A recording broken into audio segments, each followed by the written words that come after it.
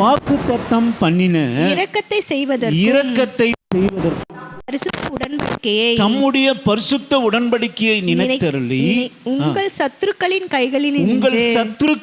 கைகளில் இருந்து நீங்கள் விடுதலையாக்கப்பட்டு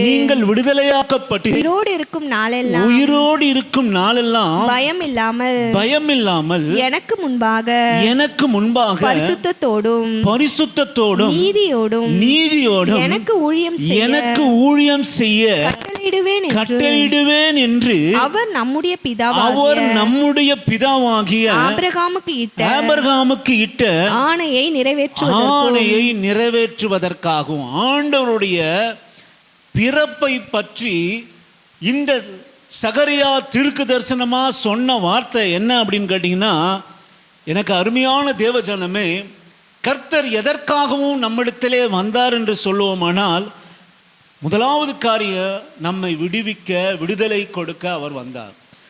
உங்கள் சத்துருக்களின் கையிலின்று நீங்கள் விடுதலையாக்கப்பட்டு, கிறிஸ்தவ வாழ்க்கை என்பது விடுதலையாக்கப்பட்ட ஒரு வாழ்க்கை. முதலாவது நீங்கள் ரத்தின சுருக்கமா புரிந்து கொள்ளுங்க. கிறிஸ்து எதற்காக வந்தார் என்று சொல்லுவோமானால், சத்துருகளிலிருந்து விடுவிக்க நம்மை வந்தார். ஆமென். முதலாவது சத்துரு உங்களுக்கு யார் சொல்லுங்க? எங்க மாமியார் தான்றீங்களா? சொல்லுவேன், முதலாவது சத்துரு நல்லா அழகாக சொல்லிடுறீங்க, எங்கள் வீட்டுக்காரர் தான், எங்கள் மனைவி தான், எங்கள் மாமியார் தான். முதலாவது சத்துரு நமக்கு நாம தான். அது மாத்திரம் நீங்கள் தெரிஞ்சுங்க. சத்துரு முதலாவது சத்துரு நமக்கு நாம தான். நம்ம சுயநலவாதிங்க, எல்லாரும் மேலேயும் பழிய போடுவோம். ஏன்பா இதை உடைச்ச, நான் ஒன்றும் பண்ணல, அது விழுந்து போச்சு. ஏன் இதை செஞ்சேன், நான் என்ன பண்ணேன், ஏன்பா உப்பு கொஞ்சம் ஜாஸ்தியாக இருக்குது குழம்புல, நான் என்ன பண்ணல, அந்த கடையில் வாங்கினாவே அப்படித்தான். எப்ப நீ தான் உப்பு ஜாஸ்தியா போட்டிருக்கிற. ஒருவர் நம்ம மேல நம்மளை குறைவா நினைக்கிறதே கிடையாது. நான் சொல்லுவேன், நம்மை நாமே குறைவாக எண்ணி நம்ம சீர்படுத்துவோமானால் நம்ம வாழ்க்கையை மாறிடும், விடுதலை உண்டாகிடும். முதலாவது ஆண்டவர் இயேசு கிறிஸ்து எதற்காக வந்தார் என்றால், சத்துருவு கையில் இருந்து நம்மை விடுவிக்க, சத்துருடைய சுபாவத்திலிருந்து நம்மை விடுவிக்க, சத்துருடைய போராட்டங்களிலிருந்து நம்மை விடுவிக்க, சத்துரு ஏற்படுத்தியிருக்கிற மரணத்திலிருந்து நம்மை விடுவிக்கும்படியாக ஆண்டவர் வந்தார். ஒரு மனுஷனுக்கு முதலாவது சத்துரு நாம தான். நம்ம சீர்படணும், நமக்குள்ளாக நம்ம சீர்பட்டவர்களாக நம்ம காணப்படணும். பாருங்க, மைக்கு வச்சு இங்க பேசுறேன், அங்க லைட்டா சத்தம் கேட்டோன்னா டப்பான்னு திரும்பி பார்த்து கோல்டா சத்துரு. ஆமே, யார் வந்தா போனா நமக்கு என்ன இருக்குது? வசனத்துக்கு வந்தாச்சா, வசனத்தை தான் கவனிக்கணும், சரிங்களா? நான் சொல்லுவேன், அப்ப சத்துரு யார் என்று சொல்லுவாமல் அவைகளிலிருந்து விடுவிக்க நம்மை ஆண்டவர் நம்மை அந்த மரண கட்டுகளில் இருந்து, நம்ம சுபாவத்திலிருந்து நம்மை விடுவிக்கும்படியாக ஆண்டவர் வந்தார். நீங்கள் வாசியுங்கள், யோவான் சுவிசேஷ புத்தகம் 8வது அதிகாரம் 32 36 வரைக்கும் வாசிக்கும்படியாக உங்களை அன்பா நான் கேட்கிறேன். சத்தியத்தையும் அறிவீர்கள், சத்தியத்தை அறிவீர்கள், சத்தியம் உங்களை எது நம்மை விடுதலை ஆக்கும் என்று சொல்லுவோமானால், சத்தியத்தை அறிவீர்கள், சத்தியம் நம்ம விடுதலை ஆக்கும். இந்த சத்தியம் நம்மை விடுதலை ஆக்கும். அடுத்து வாசி. அவர்கள் அவருக்கு பிரதியுத்தரமாக நாங்கள் ஆபிரகாமின் சந்ததியாய் இருக்கிறோம், நாங்கள் ஆபிரகாமினுடைய சந்ததியாய் இருக்கிறோம், நாங்கள் ஒரு காலம் ஒருவனுக்கும் அடிமைகளாய் இருக்கவில்லை. விடுதலை ஆவீர்கள் என்று எப்படி சொல்றீங்க? எப்படி சொல்லுகிறீர்கள்? இன்னைக்கு நம்மளும் அப்படித்தான் நினைக்கிறோம். பாருங்க, விடுதலை ஆவீர்கள் என்று எப்படி சொல்லுவீங்க? என்ன விடுதலை நமக்கு கொடுக்கிறார்? எதிலே நாம் விடுவிக்கப்பட வேண்டும்?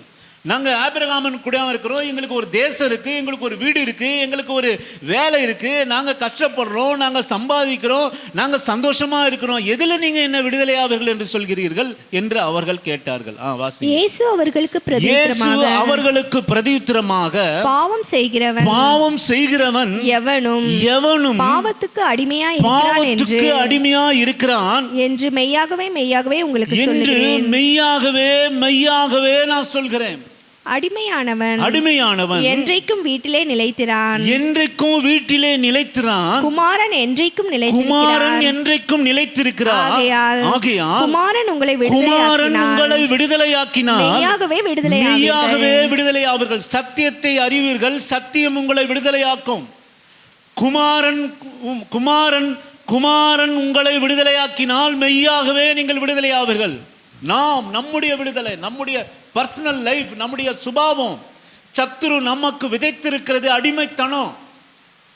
அடிமைத்தனத்தில் நம்முடைய சுபாவங்கள், நம்முடைய வார்த்தைகள் அடிமையாயிருக்கிறோம். வீணான வார்த்தைக்கு நாம் அடிமைகளாக இருக்கிறோம். வீணான பார்வைக்கு நாம் அடிமைகளாக இருக்கிறோம். வீணான செய்கைகளுக்கு நாம் அடிமைகளாக இருக்கிறோம். கர்த்தர் அதிலிருந்து நம்மை விடுவிக்கும்படியாக ஆண்டவராக இயேசு வந்தார். நம்முடைய சொந்த சுபாவம். யாரும் ஒருவர் வேதம் சொல்லுவது ஒருவரும் நீதிமான் அல்ல. எதற்காக சபைக்கு வருகிறோம் என்று சொல்லுவோமானால் சத்தியத்தை கேட்பதற்குத்தான் ரொம்ப முக்கியம். சத்தியத்தை அறிவீர்கள், சத்தியம் உங்களை விடுதலையாக்கும். நான் சொல்லுவேன், சத்தியம் சொல்கிற போது, சபையிலே சத்தியம் சொல்கிற போது யார் மேல கோபம் வரணும் சொல்லுங்க? உங்களை டைரக்டா தம்பியை கண்டிக்கிற கோபம் யார் மேல வரணும் சொல்லுங்க? என் மேல வரணுமா? இல்ல, அவர் மேல வரணும். இன்னைக்கு அநேகர் என்ன பண்றோம், தவறு பண்றோம் அப்படின்னு கேட்டீங்கன்னா, இந்த சபையில் அநேகர் வந்தாங்க. நான் சொல்லுவேன், என் ஜீவனை கூட விட்டு கொடுத்துடலாம். ஒரு போதகன் தேவனால தெரிந்து கொள்ளப்பட்டவன் ஜீவனை கூட விட்டு கொடுத்துடலாம். சபை நடத்தணும்னா சத்தியத்தை விடக்கூடாது. ஆமே, சத்தியத்தை விட்டுனா போச்சு, சபைக்கும் சம்பந்தமே இல்லை. நீ என்னதான் காணிக்கை வாங்கி, என்னதான் அலங்காரம் பண்ணாலும், என்னதான் பண்ணாலும் எந்த பிரயோஜனமும் இல்லை. விடுதலையாக்கும்படியாய் சத்தியம் போதிக்கப்பட வேண்டும். சத்தியம், நான் இந்த சபையிலே கர்த்தருடைய துணை கொண்டு ஆண்டவருடைய சத்தியத்தை சொல்கிற போது யார் மேல கோவப்பட்டாங்கன்னா சத்தியத்து மேல கோவப்பட்டாங்க. ஏன் மேல கோவப்பட்டாங்க? அதனால இன்றைக்கு அவர்கள் இல்லை. ஆமே, யாரு மேல கோவப்படணும்னா ஏன் மேல கோபம் வரணும். கண்டிக்கிற போது நான் இப்படி இருக்கிறேன், எவ்வளவு சொல்லி எனக்கு புத்தி இல்லையே, எவ்வளவு சொல்லியோ இந்த சுபாவத்திலிருந்து என்னால் வெளிவர முடியலையே, விடுதலை அடைய முடியலையே, எவ்வளவுதான் சத்தியம் வந்தோம், இந்த காரியத்தை என்னால் விடுவிக்க முடியலையே, இந்த பாவ வாழ்க்கையிலிருந்து என்னை விடுவிக்க முடியலையே என்று நம்மேலே நாம் கோபப்பட்டு ஆண்டுடைய சமூகத்தில் உட்கார்ந்து அந்த விடுதலையை நாடணும். இன்னைக்கு அநேகர் இழந்து போனாங்க. இழந்தது நான் அல்ல, இழந்தது சபை அல்ல, இழந்தது ஆண்டவரும் அவருடைய ஆத்துமாக்களை அவர்கள் இழந்து போனார்கள். சத்தியம் பேசுகிற சபை கடைசி நாளில் இருக்காது. கடைசி காலத்திலே வசனத்துக்கு பஞ்சம் உண்டாகும். நான் அடிக்கடி சொல்லுவேன், எப்படி சொல்றீங்க? வேதம் சொல்கிறது கடைசி நாளிலே வார்த்தைக்கு, வசனத்துக்கு, தேவனுடைய வார்த்தைக்கு, வசனத்துக்கு பஞ்சம் உண்டாகும். அப்படி இல்லையே, யூடியூப் திறந்தா போதும் 1000 பேர் உபதேசிக்கிறான். யூடியூப்ல போட்டு நிறைய செய்திகள் இருக்கு. சபையில செய்தி இருக்குது. 4 நாள் கூட்டம், 5 நாள் கூட்டம், வாலிபர் கூட்டம், பெண்கள் கூட்டம், எல்லா கூட்டமும் நடக்குது.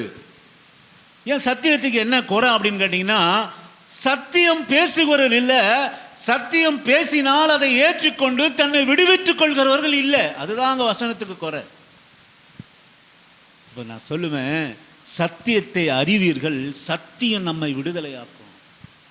ஒவ்வொரு வார்த்தையும், நம்ம கண்டிக்கிற வார்த்தை, நமக்கு போதிக்கிற வார்த்தை நமக்கு விடுதலை. பாவத்திலிருந்து விடுதலை, சுபாவத்திலிருந்து விடுதலை, குடும்பத்துக்கு விடுதலை, தனிப்பட்ட வாழ்க்கைக்கு விடுதலை, வேலை ஸ்தலத்திலே விடுதலை பெற்றவர்களாக நாம் இருப்போம். நம்ம சில பேர்லாம் நம்ம நினைக்கிறோம், நம்ம பேசுகிறதுனால ஜெயித்தவர்களாக நாம் நினைக்கிறோம். விடுவிக்கப்ப யாருக்கு நான் அடிமையா இருக்கிறேன்? நான் சம்பாதிக்கிறேன், நான் என்னுடைய வாழ்க்கை, என்னுடைய வீடு, என்னுடைய வாசல், என்னுடைய பெருமை, யாருக்கு நான் அடிமையா இருக்கிறேன்? நான் சிம்பிளா சொல்லணும்னா, நம்முடைய வார்த்தைக்கு நம்ம அடிமைகளா இருப்போம். நமக்கு தெரியாது.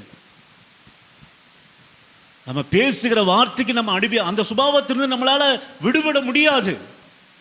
நமக்கு அது தெரியாது. நான் பேசுகிற வார்த்தை மற்றவங்களை காயப்படுத்துது, மற்றவங்களை நான் நினைக்கிறது மற்றவங்களை இது பண்ணுது, அது காயப்படுத்துது, குடும்பத்தை கெடுக்குது, நிம்மதி இல்லாத ஒரு குடும்பமா இருக்குது, கணவன் உறவுக்குள்ளாக ஒரு நிம்மதி இல்லை, எப்போதும் ஒரு போராட்டம். ஏன் அப்படின்னா வார்த்தை சரியில்லை. வார்த்தையை நான் சொல்லுவேன், ஆண்டவர் தாவீது ராஜா எனக்கு ரொம்ப பிடித்த ஜெபம். அவர் ராஜாதி ராஜா, அநேக தேசத்தங்களை ஆண்டவர் ராஜா. அவருடைய ஜெபம் என்னங்களா? காலையில் எழுந்தவர், ஆண்டவரே என் வாயின் வாசலுக்கு காவல் வையும், என் உதடுகளின் வாசல்களை நீர் காத்துக்கொள்ளும். ஆமே, அதுதான் அவர் வச்சார். மனுஷன் பேசுகிற ஒவ்வொரு வார்த்தையிலும் அவன் நீதிமான் அல்லது குற்றவாளி என தீர்க்கப்படுவான். நீ பேசுகிற வார்த்தையிலே நீ நீதிமான் அல்லது குற்றவாளி என தீர்க்கப்படுவான். நான் ரொம்ப சிம்பிளா இன்றைக்கு போதிக்கிறேன். வார்த்தையிலிருந்து விடுதலை அடைந்திருக்கிறோமா? சொல்லுங்க, அடைஞ்சிருக்கிறீங்களா? சிஸ்டர், உங்களை நீங்களே கேட்டுக்கொள்ளுங்க. நீங்க பேசுகிற வார்த்தையிலிருந்து விடுதலை அடைஞ்சிருக்கிறீங்களா? தெரியாம பேசுனீங்க சில காரியங்களை, தெரியாம சில இடத்துல கோவப்பட்டீங்க, தெரியாம சில இடத்துல சண்டை போட்டீங்க, தெரியாம சில இடத்துல அசிங்கமான வார்த்தைகளை விட்டீங்க, சூழ்நிலை அப்படியா இருந்து அதற்காக மனம் வந்திருக்கிறீங்களா? நான் எப்பவுமே சொல்லுவேன், விபச்சார ஸ்திரியை பார்த்து ஆண்டவர் சொன்னாரு, உன் பாவம் இனி பாவம் செய்யாத. என்ன வேணா நம்ம வாழ்க்கையில செஞ்சிருக்கலாம், அந்த பாவம் எப்போது மன்னிக்கப்படும் அப்படின்னு கேட்டீங்கன்னா, இனி அதை செய்யாத போது நம்ம சுபாவம் மாறிடும். இதுவரை செஞ்சது அல்ல, நீங்க உங்களைத்தாமே குற்றப்படுத்திக்கிட்டு நான் தப்பா பேசுறேன், என் சுபாவம் சரியில்லை, என்னாலதான் வீட்டில் பிரச்சனை வருது, என்னாலதான் குடும்பத்தில் போராட்டம் வருது, என்னாலதான் பிரிவினை வருது, என் சுபாவம் மாற்றப்படணும்னு நீங்க நினைக்கணும். சிஸ்டர், பிரதர், நீங்க சந்தோஷமா இருப்பதற்காக நீங்க விடுதலை பெற்ற ஒரு வாழ்க்கை இருக்கிற நாள் போனா திரும்ப வராது. ஆமென். நாள் போனா திரும்ப வராது. நான் நான் நான் கல்லறையை நோக்கி போறேனா கர்ப்பத்தை நோக்கி போறேனா? நான் உங்களை பத்தி கேட்கல, என்னை பத்தி கேட்கிறேன். நான் கல்லறையை நோக்கி போறேனா கர்ப்பத்தை நோக்கி போறேனா? நாட்கள் எனக்கு ஒரு நாள் போச்சுன்னா அதெல்லாம் ஏறுற மாதிரி இருக்குது பாருங்க. எனக்கு வயசு 50ன்றோம். அதோட அர்த்தம் என்ன தெரியுங்களா? நாள் நெருங்கிடுச்சுன்னு அர்த்தம். ஆமே, நாள் நெருங்கிடுச்சுன்னு அர்த்தம். இப்போ நான் சொல்லுவேன், காலம் போனால் வராது, வாலிபம் போனால் வராது. நான் எங்கள் பிள்ளைங்கிட்ட அடிக்கடி சொல்லுவேன், ஒரு ஸ்கூல் படிக்கிறேன்ப்பா, 10th போனால் வராது, +2 போனால் மறுபடியும் வராது. ஒரு 2 நாளைக்கு முன்னாடி அந்த அந்த நாங்கள் பிள்ளைகள் படித்த பள்ளிக்கு நான் போய் அந்த வழியாக போனேன். அருமையாக ஒரு ஒரு ஒரு பிளேஸு, அருமையான இடம், படித்த இடம். இனி அவர்கள் போக முடியுமா? போய் அந்த டேபிளில் உட்கார முடியுமா? தினந்தோறும் போய் பேக மாட்டின்னு என்னுடைய ஸ்கூல்னு சொல்ல முடியுமா? 2 நாளுக்கு முன்னாடி அங்கே போனேன். அப்போ நினச்சேன், என் பிள்ளைகள் தான் படித்தாங்க, நான் படிக்கலை. நம்ம படித்ததெல்லாம் 8ஆம் கிளாஸ் வரைக்கும் தான் படிப்பு. நான் 2 நாளைக்கு முன்னாடி கூட நினச்சேன், எங்கள் தமிழில் தான் படித்தோம். ஆனால் எங்கள் தமிழ் வாதியார் வந்து உக்காந்தாருன்னா, அவர் தாடியெல்லாம் பயங்கரமாக வச்சுருப்பார், வயசான ஆள், வந்து உட்காந்து தூங்கிடுவார். எல்லாம் ஒரு பீரியட்னா பரவாயில்ல, எல்லா பீரியடும் தூங்குவார். 8ஆம் கிளாஸ் தான் என்னுடைய படிப்பு. அதுக்கப்புறம் படித்தோன்னு வச்சுங்க, ஸ்கூல் படிப்பு, நகராட்சி நடுநிலை பள்ளி, சத்துணவு சோறு, 8ஆம் கிளாஸு.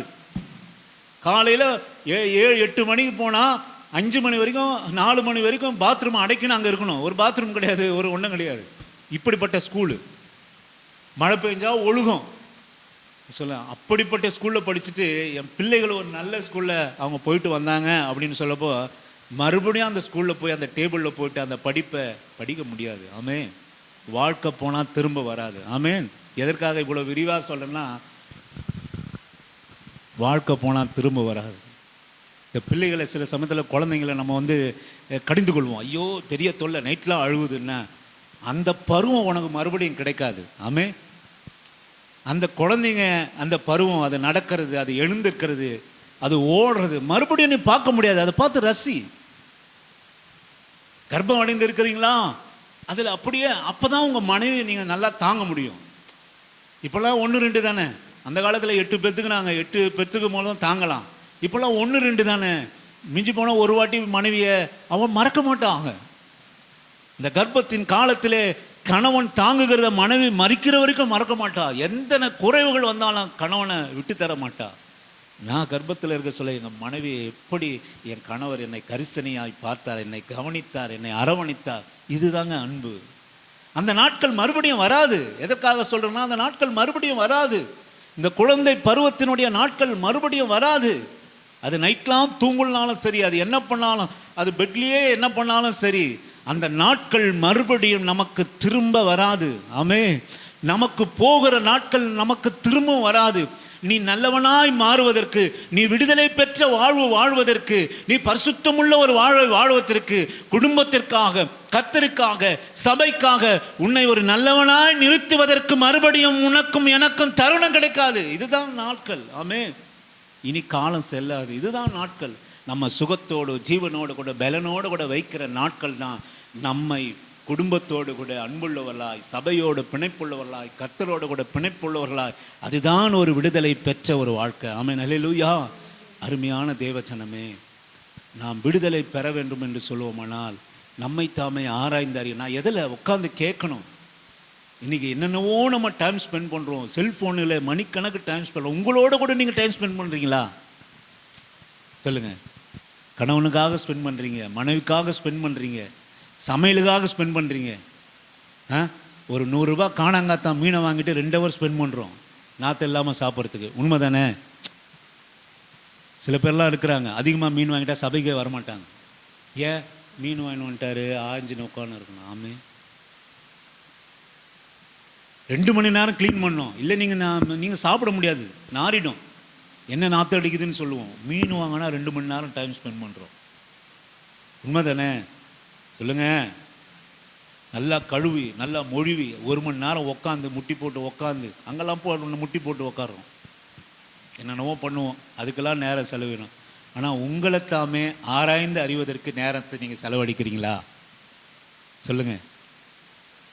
சொல்லுங்கள். உங்களைத்தானே நீங்கள் ஆராய்ந்து அறிகிறதுக்கு நான் அங்கே போனோம், நான் இங்கே போனோம், நான் அப்படி போனோமாக்கும், நான் இதை செய்யணும் அதை செய்யணும். எப்பா, ஒரு அரை மணி நேரம் உட்காந்து வசனத்தோடு கூட ஒன்றையும் ஒப்பிட்டு, நான் எப்படி இருக்கிறேன், நான் விடுதலை பெற்றவனா இருக்கிறேன், நான் என் கணவனோட எப்படி இருக்கிறேன், உற்றார் உறவினர்களோட எப்படி இருக்கிறேன், அக்கம் பக்கத்தில் எப்படி இருக்கிறேன், வேலை ஸ்தலத்தில் எப்படி இருக்கிறேன், என் பிள்ளைகளிடத்தில் எப்படி இருக்கிறேன், நான் எப்படி இருக்கிறேன். கொஞ்ச நேரம் அரை மணி நேரம் அமர்ந்து உட்காந்து ஊருக்கதெல்லாம் சொல்கிறோம். அவங்க இப்படி ஆக்கும், அவங்க கார் வாங்கிட்டாங்களாக்கும், அவங்க வீடு கட்டிட்டாங்களாக்கும், அவங்க இதை பண்ணிட்டாங்களாக்கும், அதை அமெரிக்கா போயிட்டாங்களாக்கும், அவர் போயிட்டாராக்கும், இதெல்லாம் பேசணும். உங்களை பற்றி ஆராய்ந்து அறிந்து ஏன் சுபாவம் என்ன? சிஸ்டர், உங்கள் பேர் என்ன சிஸ்டர்? மேரி. மேரி உட்காந்து, மேரி நான் எப்படி இருக்கிறேன், என் சுபாவம் என்ன, என் கணவர்கிட்ட எப்படி இருக்கிறேன், மற்றவரிடத்தில் எப்படி இருக்கிறேன், சபைக்கு நான் எப்படி இருக்கிறேன், ஆண்டவருக்கு எப்படி இருக்கிறேன். நீங்கள் உங்களைத்தானே ஆராயிறீங்களா? நான் முன்னாடியே சொன்னபோது செத்து போன மீனை நல்லா ஆஞ்சி ஆராயிரும் இல்லையா? உண்மை தானே? உயிரோடு இருக்கிற ஆண்டவர் சாயலாக படைக்கப்பட்ட உங்களை ஒரு அரை மணி நேரம் ஆயிரீங்களா நாற்று இல்லாமல் இருக்கிறதுக்கு? சொல்லுங்கள். அந்த அனுபவம் இருக்கா பிரதர் உங்களுக்கு?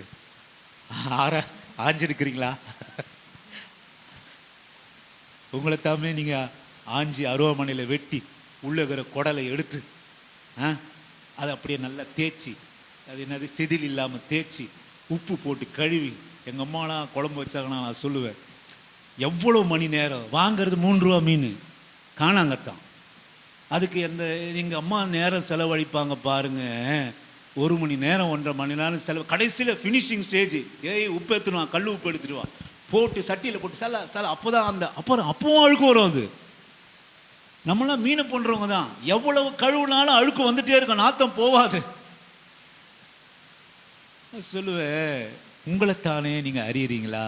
நான் எப்படி இன்னைக்கு நடந்தேன், வீட்டில் எப்படி நடந்தேன், வேலை ஸ்தலத்தில் எப்படி நடந்தேன், எனக்கு நான் என்ன பேசினேன், எப்படி இருந்தேன், ஆராய்ந்து அறியணும் சிஸ்டர் பிரதர். ஏன்னா இன்னைக்கு சாப்பிட்டோம் நாளைக்கு செத்தோம் என்பது கர்த்தர் அதற்காக நம்ம தெரிந்து கொள்ளலை. மரணத்திலிருந்து நம்மை விடுவிக்கும்படியாக ஆண்டவர் நம்ம தெரிந்து கொண்டார். ஆமென். நீங்கள் உங்களை ஆராய்ந்து அறியுங்க, உட்காந்து அறியுங்க. நான் எப்படிப்பட்டவனா? நான் செய்கிறதெல்லாம் சரின்னு நீங்கள் நினைக்காதீங்க ஒருபோதும். ஐ ஆம் ஏ சுப்பீரியர். நான் வீட்டு குடும்ப தலைவன், நான் சம்பாதிக்கிறேன், நான் சம்பாரிச்சு தான் நீ சாப்பிட்றேன், நான் சம்பாரிச்சு தான் வாடகை கொடுக்குறேன், நான் சொல்கிறதா நீ கேட்கணும், நான் செய்தெல்லாம் கரெக்டு. ஒருபோதும் அப்படி நினைக்காதீங்க. உட்காந்து ஆண்டவர் சமூகத்தில், ஆண்டவரே உமக்கு பிரியமாக நான் என்ன காரியத்தை நடக்கணும் சொல்ல. ஆண்டவருக்கு பிரியமாக நடந்துட்டிங்கன்னா மனைவிக்கு பிரியமா, கணவனுக்கு பிரியமா, உற்றாருக்கு பிரியமா, உறவுக்கு பிரியமா, வேலை ஸ்தலத்தில் நீதி உள்ளவர்களாக நம்ம தானாக இருந்துருவோம். கர்த்தருக்கு பயப்படுகிறவன் ஒருபோதும் மற்றவர்களுக்கு பயமில்லாமல் அவன் இருப்பான். இன்னொன்று நீங்கள் கடந்து செல்லுங்க. அப்போஸ்தலர்கள் 26வது அதிகாரம் 15 17 வசனத்தை வாசிக்கும்படியாக உங்களை அன்பான அழைக்கிறேன். அப்பொழுது நான், ஆண்டவரே நீர் யார் என்றேன். அதற்கு அவர், நீ துன்பப்படுத்துகிற இயேசு நானே. நீ பவுலுக்கு, அப்போஸ்தலனாகிய பவுலுக்கு விருப்பம் இல்லாத, விடுதலை இல்லாத, தேவனை அறியாத, தன்னை பக்தி உள்ளவன் என்று நினைத்திருந்த பவுலுக்கு ஆண்டவர் தரிசனமாகி அவனுக்கு வெளிப்படுத்தினார். வாசிங்க சிஸ்டர். இப்பொழுது நீ எழுந்து காலூன்றி நில். நீ கண்டவைகளையும் நான் உனக்கு தரிசனமாகி காண்பிக்க போகிறவைகளையும் குறித்து உன்னை ஊழியக்காரனாகவும் சாட்சியாகவும் ஏற்படுத்துகிறதற்காக உனக்கு தரிசனமானேன். உன் சுய ஜனத்தாரிடத்திலும் அந்நிய ஜனத்தாரிடத்திலும் உன்னை விடுதலையாக்கி அவர்கள். இதெல்லாம் கொஞ்சம் போதும் சிஸ்டர், இதெல்லாம் உங்களுக்கு ஆச்சரியமான ஒரு காரியம். சுய ஜனத்தாரிலிருந்து விடுதலையாக்கி. இன்னைக்கு அநேகர் நான் புரியுற மாதிரி நான் உங்களுக்கு சொல்றேன். அநேகர் நிறைய குடும்பம் கெடுறது எதனால தெரியுங்களா? சுய ஜனத்தினால. ஆமே, உங்களை சுற்றி இருக்கிறவங்க பேசுகிற பேச்சு, சுற்றி இருக்கிறவங்க செய்கிற செயல், அவர்களுக்காக நான் ஒரு வாழ்க்கையை வச்சிருக்கிறேன் பார்த்தீங்களா? அதிலிருந்து நான் விடுவிக்கப்படணும். இன்றைக்கி வாழ்வது உங்களுக்காகவும் வசனத்துக்காகவும் அநேகர் இல்லை. யாருக்காக வாழுறோம்? அத்தைக்காக, மாமாக்காக, ஃப்ரெண்ட்ஸுக்காக, இவங்களுக்கோட திருப்திக்கு தான் நம்ம வாழ்க்கை வாழ்ந்துன்னு இருக்கோம். என்னைக்காவது உங்களுக்காக ஒரு வாழ்க்கை நீங்கள் வாழ்ந்துருக்கிறீங்களா? ஒரு புடவை கட்டினா கூட யாருக்காக கட்டுறீங்க? ஒரு பேண்ட் செட்டு போட்டால் கூட சொல்லுங்க, உங்களுக்கு என்ன அழகு, உங்களுக்கு என்ன சாட்டிஸ்ஃபேக்ஷனு, இதை நீங்கள் நினைக்கிறீங்களா? அவங்களுக்கு என்ன பிடிக்கும், அவங்க என்ன சொல்லுவாங்க, இவங்க என்ன சொல்லுவாங்க, இதுக்குத்தான் நம்ம அநேக காரியம் 90% மற்றவர்களை திருப்திப்படுத்துவதற்காகத்தான் ஒரு வாழ்க்கையை வாழறோமே தவிர நம்மையும் நம்ம குடும்பத்தையும். நான் முதலாவது சொல்லுவேன், உங்களுக்காக நீங்கள் ஒரு வாழ்க்கை வாழுங்க. ஆமே, சொல்லுங்க. நான் பொதுவாக நான் பெண்களுக்காக சொல்கிறேன். முதல்ல உங்களை நீங்கள் நல்லா பார்த்துங்க.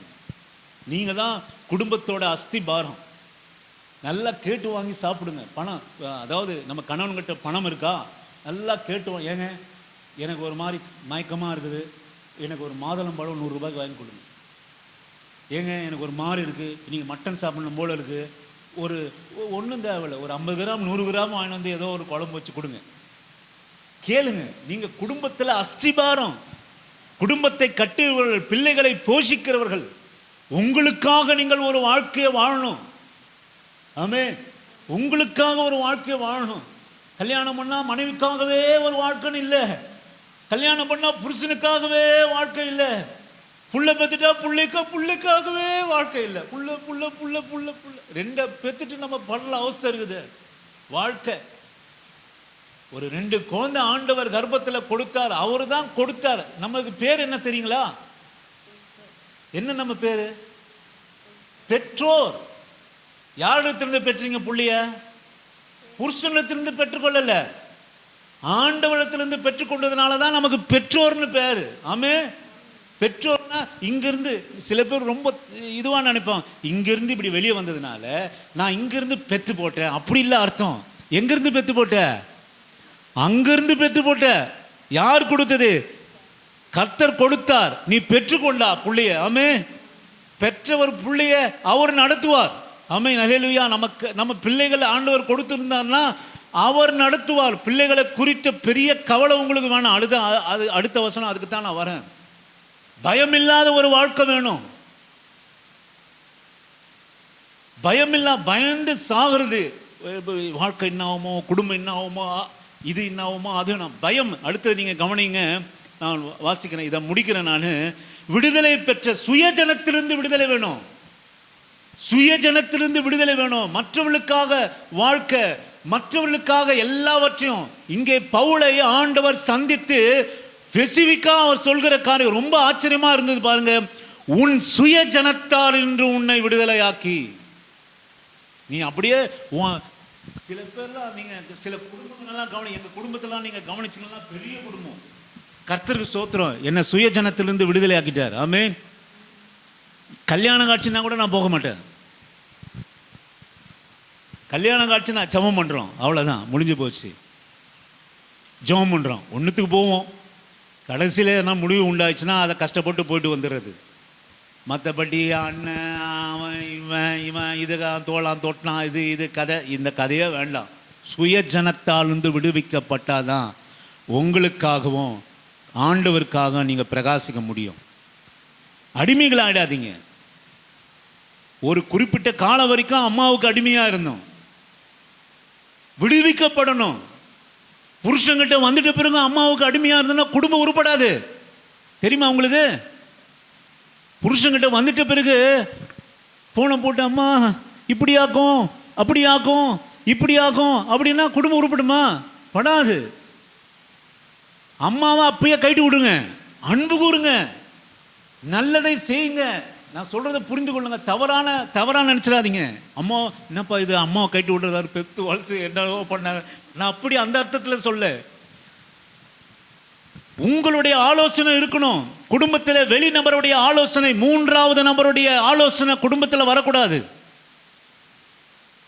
ஒரு திருமணம் நடந்த உடனே மணமகன் ஆனாலும் மணமகள் ஆனாலும் அம்மாக்களை கைட்டி விட்டாதான் நீங்க நல்லா இருப்பீங்க. ஆமீன். உங்க சுய புத்தியில, நல்ல புத்தியில நீங்க செயல்படணும்.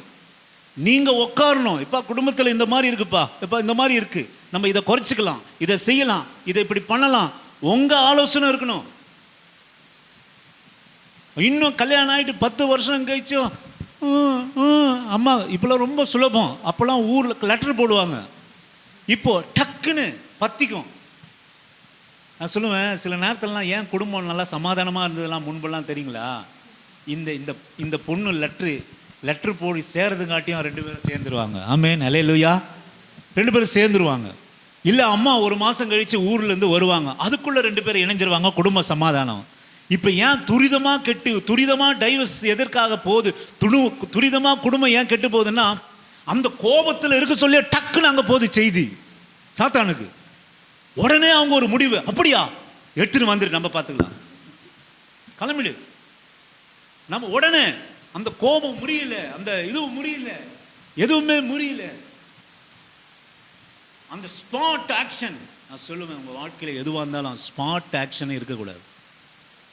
ஹாஸ்பிட்டல் போகிறீங்க, முழங்கால் வலின்னு போகிறீங்க, ரொம்ப நாளாக இருக்குது, போனவுடனே வெட்டிடலாம்பா, அதை எடுத்துடலாம் அப்படின்னு சொல்கிறாங்களா? என்ன பண்ணுறாங்க? எக்ஸ்ரே எடுப்பாங்க, எக்ஸ்ரே தெரியலன்னா ஸ்கேன் எடுப்பாங்க, எல்லா டெஸ்ட்டும் பண்ணி அப்புறம் உன்னை உட்கார வச்சு எடுக்கணுமா, உண்மையான டாக்டர் சொல்கிறேன் செய்வான்.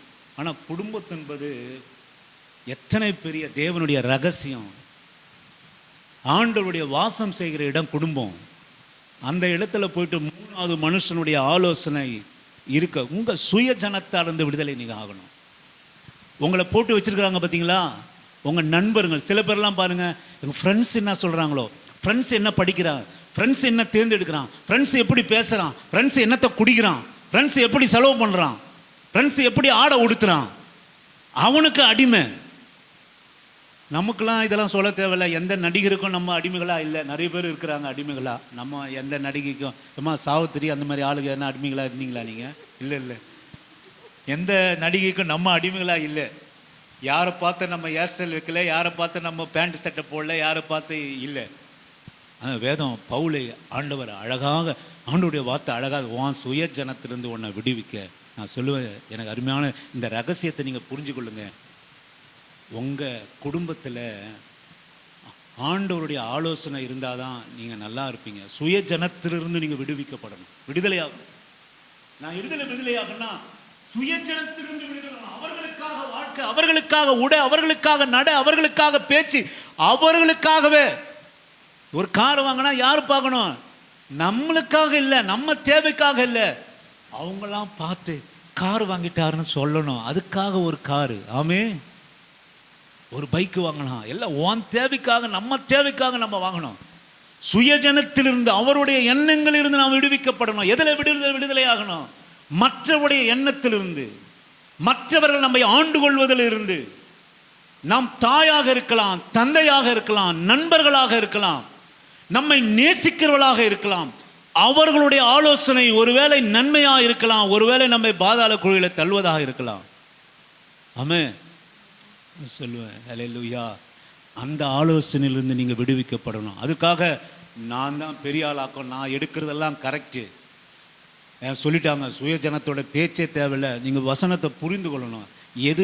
எது நமக்கு பிரயோஜனம் தரும், எதுக்கு நமக்கு பிரயோஜனம் தராது மற்றவருடைய வார்த்தை என்பதை நீங்கள் நிதானித்து அறியணும். பவுல் இன்றைக்கு மிக சிறந்த ஊழியனா எதற்காக பிரபலித்தாருன்னா, அந்த உலகம் முழுவதும் சுவிசேஷம் பரவப்பட்டது, இயேசு கிறிஸ்துவின் சுவிசேஷம். முக்கிய காரணம் என்ன தெரியுங்களா? சுய ஜனத்திலிருந்து அவர் விடுதலையாக்கப்பட்டார். அவருடைய படிப்பு, அவருடைய மேன்மை, நியாயப்பிரமாணம், அவருடைய சொந்த பந்தம், இவைகளெல்லாம் இருந்து விடுதலை ஆன உடனே கர்த்தர் அவரை எடுத்து பயன்படுத்த ஆரம்பித்தார், தேசத்துக்கு, உலகத்துக்கும். எனக்கு அருமையான தேவ ஜனமே, உன் வாழ்க்கையில், உன் குடும்பத்தில் எல்லாவற்றிலும் நீ ஜொலிக்க வேண்டுமானால் நீ சுய ஜனத்திலிருந்தும் மற்ற ஜனத்தினுடைய எல்லாவற்றுக்கும் நீ விடுவிக்கப்படணும். அந்த விடுதலை ஆகணும். என்ன ஏக்கம்லாம் ஒரு சினிமா நடிகரை மைண்டில் வச்சுட்டு ஒரு ஒரு குடும்பத்துக்கு கொஞ்சம் வசதியாக இருக்கிறவங்க தான் எல்லாரும் மைண்ட்லேயே இருப்பாங்க. சில குடும்பத்தை பார்த்தோன்னா யார் வசதியாக இருக்கிறாங்களோ அவங்களே பற்றி பேசுவாங்க. அவங்கள போல் முடி, அவங்கள போல் ஹேர் ஸ்டைல், அவங்கள போல் அப்படி, அவங்கள போல் நான் இருக்கணும், அவங்கள போல எப்போல்லாம் வாய் திறந்து அவங்களே உதாரணம். அவங்க ஏதோ சம்பாரிச்சாங்க, அவங்க ஏதோ முன்னுக்கு வந்துட்டாங்க, அவங்கள போலே நீ நடக்கணுன்றதெல்லாம் முடியாது. அவங்க 4 சேவரம் செயின் வாங்கிட்டாங்க, அவங்க புருஷனுக்கு, அவங்க பொண்டாட்டிக்கு வாங்கிட்டாங்க, போட்டாங்க. நம்ம கூலி வேலை செஞ்சு கஷ்டப்படுறோங்க, நம்மளால் வாங்கி போட முடியுமா? எக்ஸாம்பிள் யார்? நம்ம குடும்பம் தான் நமக்கு எக்ஸாம்பிள். நம்முடைய புருஷனுடைய கையின் பிரயாசம் தான் நமக்கு எக்ஸாம்பிள். நம்முடைய மனைவி தான் எக்ஸாம்பிள். அப்போ அந்த மனைவி பாரு எவ்வளோ ஸ்டைலாக இருக்கிறாங்க, அவங்க இப்படி உடுத்துறாங்க, அதே போல் நீயும் உடுத்து. அது நமக்கு அது சரிப்படுமா? நம்ம மனைவியோட என்ன அழகு என்ன, நம்ம மனைவியோட காரியம் என்ன, அதுக்கு நம்மளுடைய வருமானம் என்ன, அதற்கேற்ற மாதிரி தான் இருக்கணும். மற்றவங்கள பார்த்து நம்ம சூடு போட்டவர்களாக இருக்கக்கூடாது. அதிலிருந்து நீ விடுவிக்கப்படணும். அந்த அந்த படத்தில் அது எப்படி வருது பார்த்தியா, அந்த சீரியலில் இது எப்படி வருது பார்த்தியா, இந்த மாதிரி ஒரு ட்ரெஸ் இருந்தால் எனக்கு நல்லா இருக்கும், நாசமாக போய்டும் குடும்பம். ஆமே, உங்களுக்கு என்ன தேவை, உங்கள் குடும்பத்துக்கு என்ன தேவை? இப்படி ஒரு வாழ்க்கை யாருக்காக நீங்கள் வாழாதீங்க. உங்களுக்காக ஒரு வாழ்க்கையை நீங்கள் வைத்துக்கணும். உங்களுக்காக ஒரு ஆடை இருக்கட்டும், உங்களுக்காக ஒரு குடும்ப செலவு இருக்கட்டும், உங்களுக்காக, உங்கள் குடும்பத்திற்காக, உங்கள் கணவன் மனைவிக்கு என்ன தேவை, உங்களுடைய வருமானத்துக்கு நீங்கள் செலவு என்ன தேவை, இப்படி ஒரு வாழ்க்கை நீங்கள் வாழணும். இவைகளிலிருந்து நீங்கள் விடுவிக்கப்படணும். 2வது காரியம், நீங்கள் வாசிங்க சங்கீதங்களின் புஸ்தகம் 27வது சங்கீதம் 1வது வசனத்தை வாசிக்கும்படியாக உங்களை அன்பாக அழைக்கிறேன். சங்கீதங்களின் புஸ்தகம் 27வது சங்கீதம் 1வது வசனத்தை வாசிக்கும்படியாக. கர்த்தர் என் வெளிச்சமும் என் ரட்சிப்பும் ஆனவர். கர்த்தர் என் வெளிச்சமும் என் ரட்சிப்பும் ஆனவர். யாருக்கு பயப்படுவேன்? யாருக்கு நான் பயப்படுவேன்? கர்த்தர் என் ஜீவனின் பலனானவர். யாருக்கு நான் பயப்படுவேன்? நீங்க இந்த வசனத்தை கொஞ்சம் கூர்ந்து கவனிங்க. 27:1 கர்த்தர் எனக்கு வெளிச்சமும் என் ரட்சிப்பும் ஆனவர், யாருக்கு பயப்படுவேன்? கர்த்தர் என் ஜீவனின் பலனானவர், யாருக்கு அஞ்சுவேன்? சொல்லுவேன். 2வது காரியத்தை நான் சொல்லுகிறேன். முதலாவது நீங்க விடுவிக்கப்படணும். 2வது காரியம், தயவு செய்து எனக்கு அருமான தேவஜனமே, உன் வாழ்க்கையில நீ பயப்படவே பயப்படாதீங்க. ஒரு பலவீனம் வந்துட்டா பயப்படாதீங்க. பிள்ளைகளை குறித்து பயப்படாதீங்க. மற்ற காரியங்களை, பயம் என்பது ஒரு மோசமான ஒரு காரியம், உங்கள் சந்தோஷத்தை அழித்து விடுகிற காரியம். எல்லாருக்கும் சில காரியங்கள் குடும்பத்தில் எல்லாருக்கும் தனிப்பட்ட முறையில் நடக்கும். தயவுகூர்ந்து பயத்தோடு கூட நீங்கள் அணுவீர்களானால் அது சரியான முடிவாக இருக்காது. அதை நாணமாக அணுங்க. கர்த்தர், இங்க சங்கீதக்காரன் சொல்றான், கர்த்தர் என் வெளிச்சமும் என் ரட்சிப்புமானவர், யாருக்கு நான் பயப்படுவேன்? ஆண்டவருக்கு நீங்க பயப்பட ஆரம்பிச்சிட்டீங்கன்னா யாருக்கும் பயப்பட வேண்டிய அவசியமே இல்லை சிஸ்டர். வேதத்தின் பிரகாரம் உங்க வாழ்க்கை இருக்குமானால் நீங்க யாருக்கும் பயப்பட வேண்டியதில்லை. அப்படிப்பட்ட சாட்சியை நீ உருவாக்கணும். அப்படிப்பட்ட சாட்சி நம்ம வேலை ஸ்தலத்தில் இருக்கணும். ஒருவருக்கும் பயப்படாத ஒரு வாழ்க்கை நமக்கு இருக்கணும். பயம் என்பது அழித்து போடும், நம்மை அழித்து போடும். பயப்படுவர்களாக இருக்காதீங்க. பயப்படுகிறவர்கள் தேவனுடைய பிள்ளைகளாக இருக்க முடியாது. பயப்படாதீங்க. ஆண்டவர் உங்களோட கூட, கர்த்தர் உங்களில் வெளிச்சமாய் இருக்கிறார், அவரும் நமக்கு ரட்சிப்பாய் இருக்கிறார்.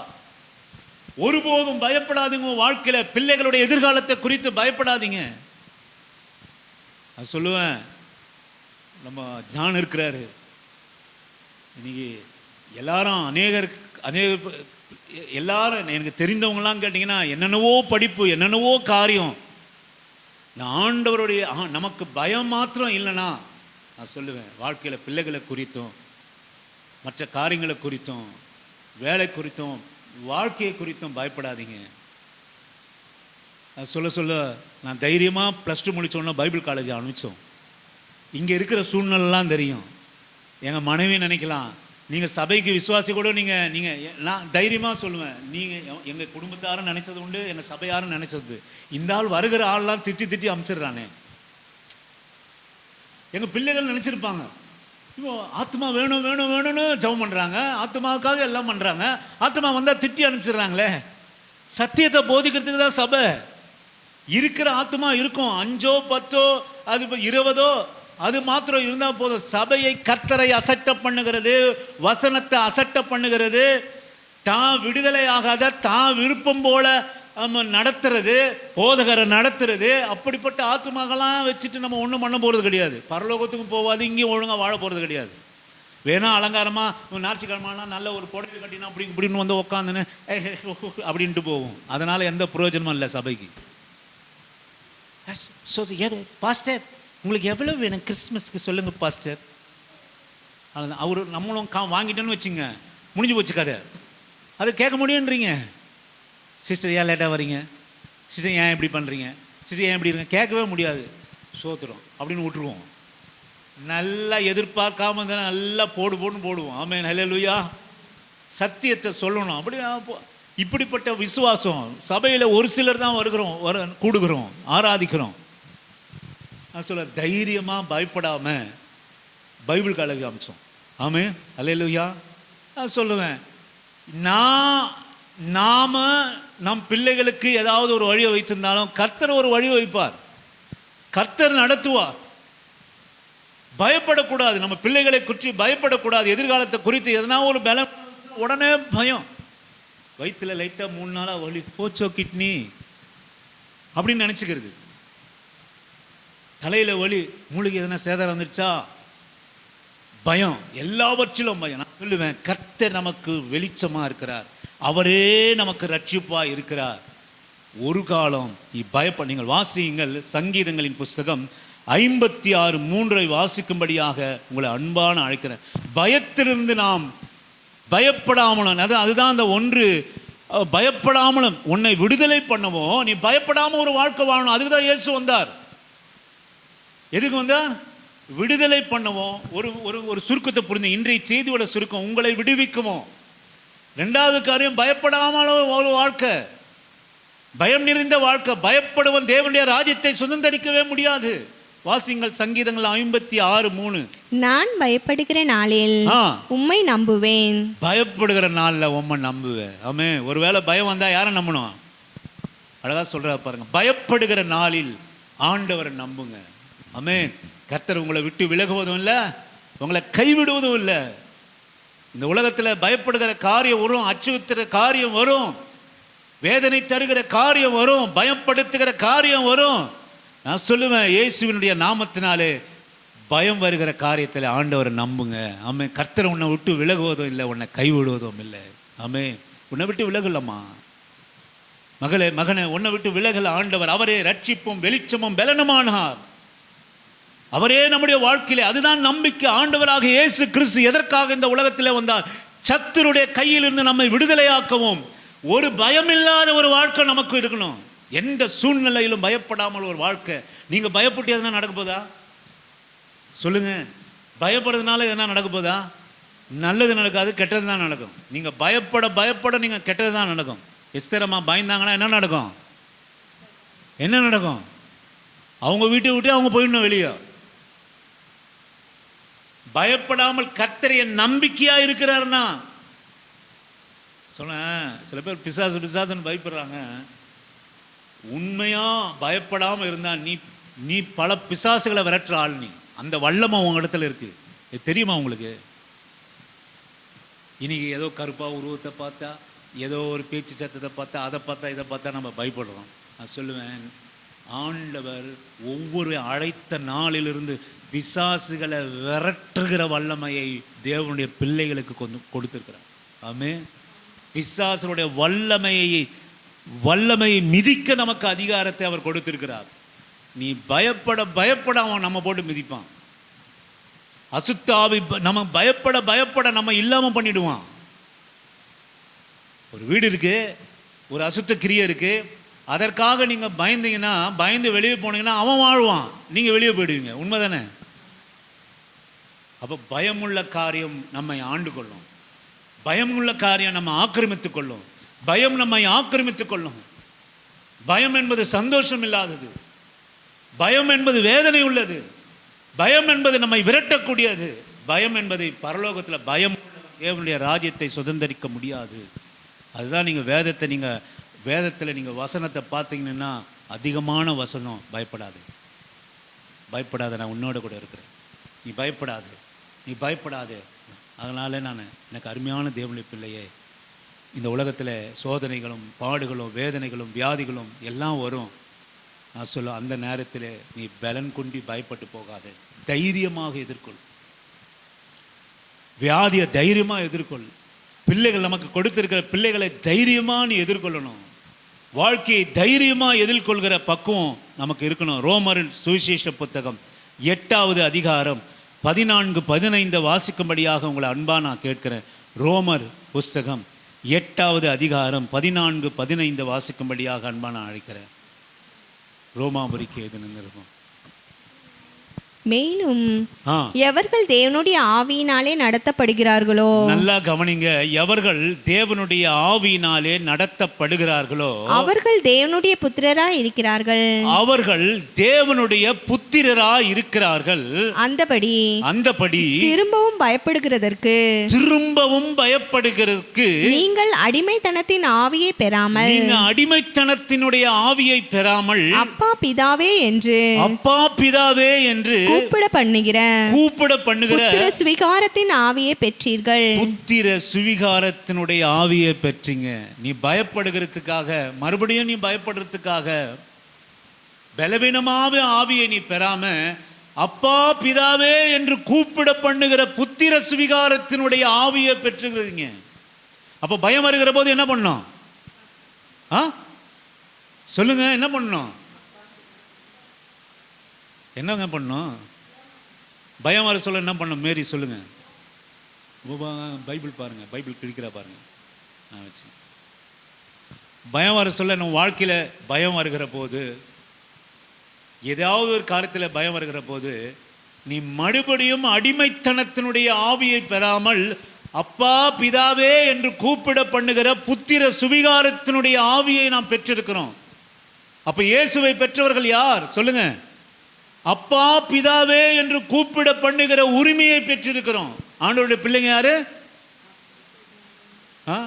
உங்க வாயிலிருந்து புறப்பட வார்த்தைகளே நீங்க சொல்லுது, இன்னும் அப்பா பிதாவே கூப்பிடுகிற வல்லமே உங்ககிட்ட இல்லைன்னு சொல்லுது.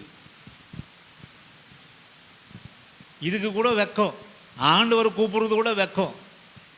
கோழால வெக்கம் இல்லை, காய்கறி கடையில் வெக்கம் இல்லை, ரேஷன் கடையில் வெக்கம் இல்லை. ஒருத்தர் முன்னாடி போய் நின்றுட்டானா எத்தனை பேச்சு பேசணும். நம்ம லைனில் நிற்கிறோம் 6000 ரூபாய் வாங்கிறதுக்கு. ஒருத்தன் போய் முன்னாடி நின்றுட்டா எத்தனை பயமில்லாத வார்த்தை, எத்தனை காரியம், எத்தனை ஒரு தெளிவு, எவ்வளோ ஷார்ப்பாக இருக்கிறோம். யாருன்னா வந்து பூந்துருவாங்களா? அந்த மாதிரி வசனத்தை கேட்குறீங்களா? கேட்டா சொல்லுவீங்க டக்குன்னு, அப்பா எனக்கு பயம் வருகிற போது நான் அடிமைத்தனத்தினுடைய ஆவியை பெறவில்லை. என் குடும்பத்தில் சோதனை வருகிற போது, எனக்கு ஒரு பயம், ஒரு வியாதி என்னை பலவீனப்படுத்தி பயப்படுத்துகிற போது, என் பிள்ளைகளுடைய சூழ்நிலைகளை என்னை பயப்படுத்துகிற போது, என் ஆண்டவர் எனக்கு வெளிச்சமும் இரட்சகராக இருக்கிறபடியினாலே நான் அடிமைத்தனத்தின் ஆவியை பெறவில்லை.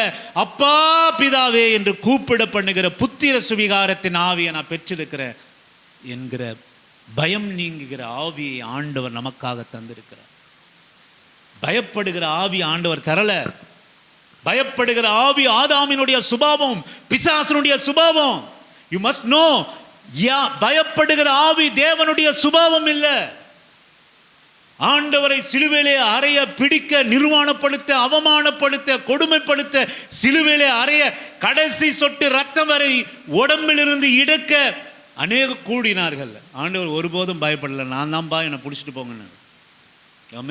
நான் தான் என்னை பிடிச்சிட்டு போங்க. ஏனால் அவர் நீதிமானா இருந்தபடியினாலே அப்பா பிதாவே என்று கூப்பிட பண்ணுகிற புத்திர சுவிகாரத்தினுடைய ஆவியை வைத்திருந்தபடியினாலே நான் சொல்லுவேன், அருமையான வாழ்க்கையில பயம் உங்களை நெருக்குகிற போது, வேதனை நெருக்குகிற போது, பலவீனங்களை நெருக்குகிற போது, உங்களை சூழ்ந்து இருக்கிறவர்கள் 1000 பேர் இருந்தாலும் அப்பா பிதாவே என்று கூப்பிடத்தக்க தேவன் ஒருவர் இருக்கிறார், ஆவியானவர் இருக்கிறார் என்பதை மறந்து விடார். இந்த அனுபவத்தெல்லாம் கடந்து வருவதுதான் கிறிஸ்துவம். எதனா ஒன்றுனா ஃபோனை போட்டு ஃப்ரெண்ட்ஸுக்கும் நம்ம சொந்தக்காரங்களுக்கும் உறவுகளுக்கும் சொல்லி அழுகிறதுல ஆண்டவருடைய பிள்ளைங்கள் இல்லை. ஆமே, எங்கத்தான் அப்பா பிதாவேன்னு கூப்பிடணும். பயம் வருகிற போது யாரை கூப்பிடணும்? மறுபடியும் அமைதியாக தான் இருக்கிறீங்க, மறுபடியும் அமைதியாக தான் இருக்கிறீங்க. என்ன எப்படி கூப்பிடுங்க? அப்பா பிதாவேன்னு கூப்பிடுற புத்திர சொல்லி பாருங்க. நீங்க நான் சொல்ல சோதனை பண்ணி பாருங்க உங்க தேவனை. இனி என்ன வச்சிருக்கிறீங்க? எவ்வளவோ ஆசீர்வாதம் இருந்தாலும் ஏன் உங்களால அதெல்லாம் சுதந்திரிக்க முடியலன்னா அது உங்களுக்கு தெரியல, அது மேல விசுவாசம் இல்லை, அது மேல நம்பிக்கை இல்லை. அதனாலதான் நீங்க இப்படி இருக்கிறீங்க. எதுக்கேத்தாலும் வெக்கம். ஆண்டோட எங்குமே வெக்கம் வரதில்லைங்க நமக்கு. இங்க தேவனுடைய சமூகத்தில் அல்லேலூயா சொல்றதுக்கும், ஆமென் சொல்றதுக்கும், வசனத்தை சொல்றதுக்கும், பாட்டு பாடுறதுக்கும், ஆராதனை பண்றதுக்கு தான் வெக்கம் வருது. பிசாசு அப்படி அடிமை பண்ணி வச்சுக்கிறான் உங்க வாயை, உங்க கையை. மற்ற இடத்துலலாம் என்னம்மா பேசுறோம் சொல்லுங்க, உண்மையா பேசுறேன் சொல்லுங்க. பிரதருக்கு தான் தெரியும் சிஸ்டர் எப்படி பேசுறாங்கன்ட்டு, அவங்களுக்கு தான் தெரியும் அவர் எப்படி பேசுறாருன்ட்டு. என்னம்மா பேசுறோம். இங்க வந்து வசனத்தை சொல்லி ஒரு குழந்தைகளுக்கு மாதிரி சொல்லி தலையில கொட்டி கொட்டி சொல்லி கொடுத்தா நீங்க கூட நினைக்கலாம் இந்த ஆளு சொன்னதையே சொல்லு இருக்கிறாரு. நான் சொல்லுவேன், சொன்னதையே சொல்லனாலும் புரியணும். இன்னைக்கு வந்தது இந்த நாலு கர்த்தருடைய வார்த்தை, என்னுடைய வார்த்தை இல்லை, கர்த்தருடைய வார்த்தை. அப்ப நீங்க பயம் வந்தா என்ன பண்ணுவீங்க? கொதிக்க கொதிக்க தண்ணி எடுத்து வந்து வாயில ஊத்திடுவேன். ஜாகிரதையா இருங்க. நல்லா சொல்லுங்க, அப்பா சொல்லுமா, அப்பா பிதாவே, அப்பா பிதாவே. உடனே போனை போட்டு நிக்சன் எங்க இருக்கீங்க, ஏன் இவ்வளவு நாள் ஆச்சு? அப்படி இல்லை, அப்பா பிதாவே. எனக்கு அருமையான தேவன பிள்ளையே, யார் உன்னை காப்பாத்துறதுக்கு முன்னாடியும், யார் உன் குரலை கேட்கறதுக்கு முன்னாடியும், யார் உன்னை மீட்கிறதுக்கு முன்னாடியும் ஆண்டவர் உன்னோட கூட இருக்கிறார். ஆமென், அல்லேலூயா. அப்பா பிதாவே என்று கூப்பிட பண்ணுகிற புத்திர சுவிகாரத்தை ஆவியை பெற்றவன் தான் கிறிஸ்தவன். ஐயோன்னு சொல்லாதீங்க, அப்பா பிதாவே.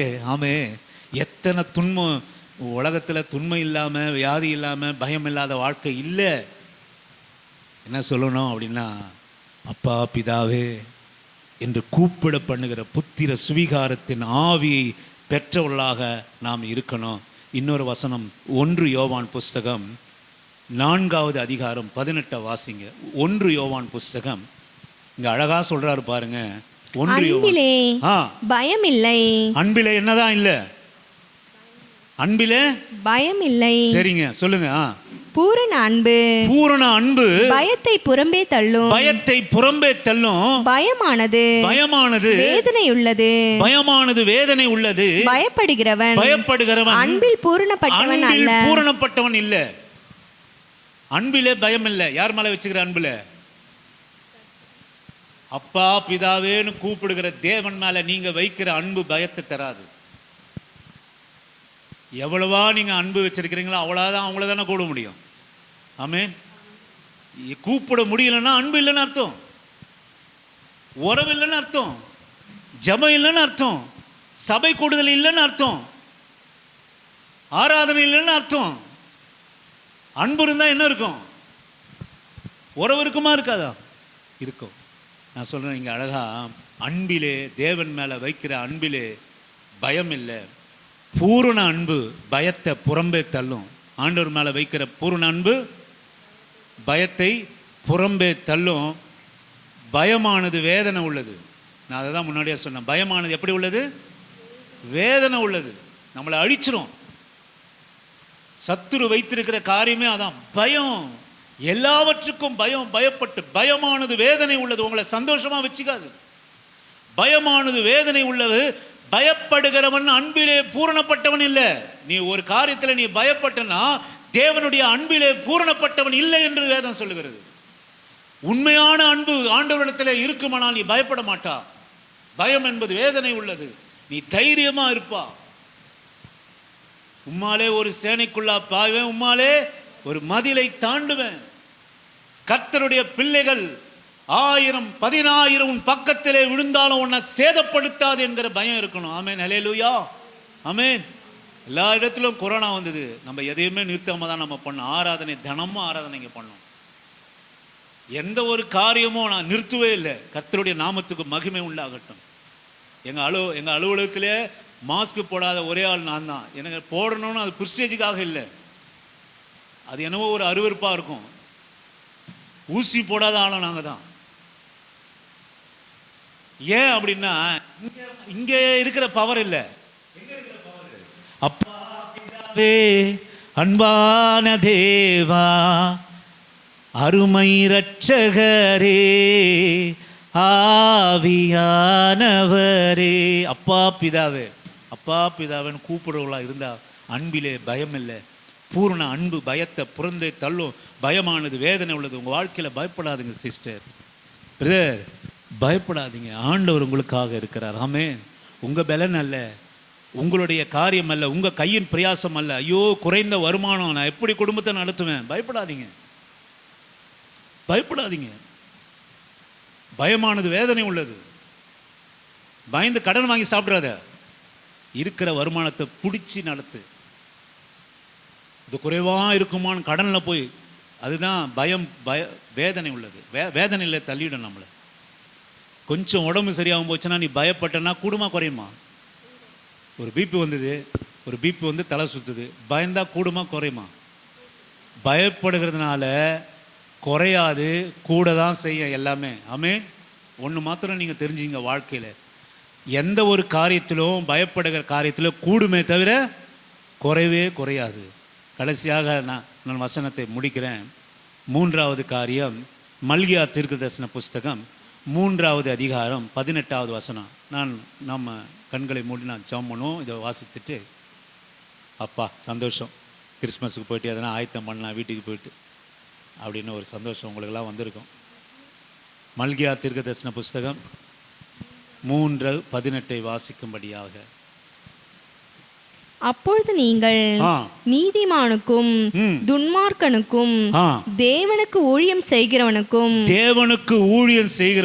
அவருக்கு ஊழியம் செய்யாதவனுக்கும் இருக்கிற வித்தியாசத்தை திரும்பவும் காண்பீர்கள். ஆமென். அல்லேலூயா. சிஸ்டர், தேவன் இயேசு கிறிஸ்து எதற்காக உங்களுக்குள்ளாக இந்த உலகத்துக்குள்ளாக வந்தார், உங்கள் குடும்பத்துக்குள்ளாக வந்தார்னா சொல்லுங்க. முன்னாடி என்னது? உங்களை விடுதலையாக்கும்படியாக வந்தார்.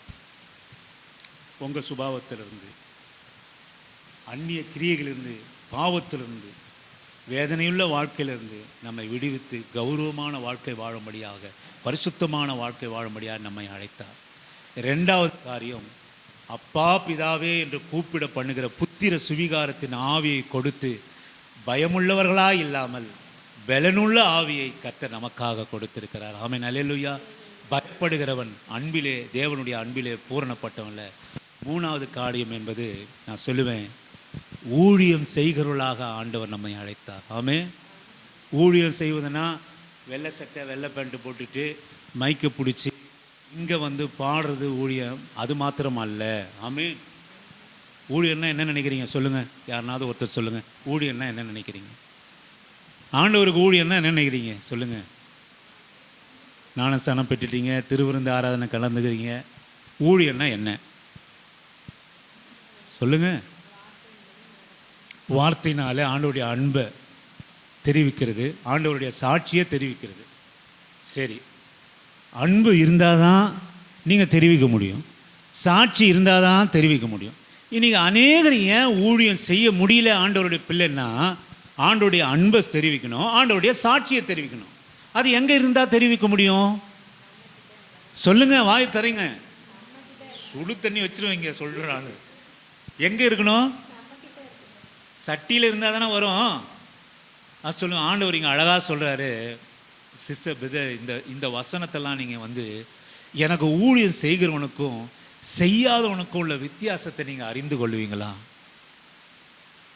நான் சொல்லுவேன், இந்த வசனங்கள் எல்லாம் ஆண்டவருக்காக நீங்கள் ஏதாவது செய்கிற போது நிச்சயமாக நான் சொல்லுவேன், ஆண்டவர் நம்மை உயர்த்த. இன்றைக்கு நான் இருக்கிறது எதற்கும் நான் தகுதி உள்ளவன் இல்லை சிஸ்டர் பிரதர். வெறும் பஞ்சாயத்து போர்டு ஸ்கூலில் 8ஆம் கிளாஸ் தான் படிச்சிருக்கிறேன்.